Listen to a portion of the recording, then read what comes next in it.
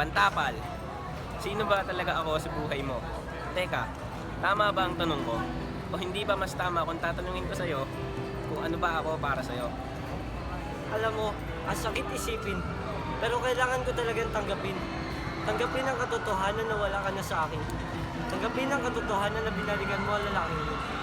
Ang lalaking may kagagawan sa nagdurugo mong puso.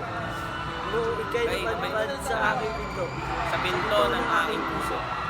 Ang lalaking naging dahilan upang tayo magkatagpo. Na siya rin naging dahilan ng ating pagkakalayo. Mahal mo pa rin pala siya. Noon, sinabi mo sa akin na mahal mo ako, Mahal mo pa rin pala siya. Sa bawat oras na tayo magkasama, mahal mo pa rin pala siya. puro Kasinungalingan kasinungalingan lang pala. Ginamit mo lang ako. Pantapal sa mga sugat na iniwan niya sa'yo. Pantapal sa mga alaalang pumapawungot noon sa'yo. At ngayon naghilom na ang puso mo at nagkaayos na kayo.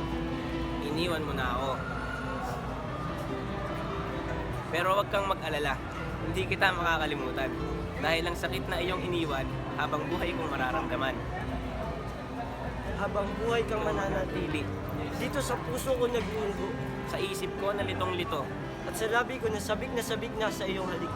At tila nagtatanong kung ikaw ba'y babalik. Mga masasayang alaala. Mga oras na lagi tayo magkasama. Naalala mo pa ba yun? Nakakamiss lang talaga ang dating panahon. Mga panahon na walang patapon. Madaming bumilib sa ating relasyon. Pero ang masakit dito, wala na to ngayon. May mahal ng iba ang mahal ko.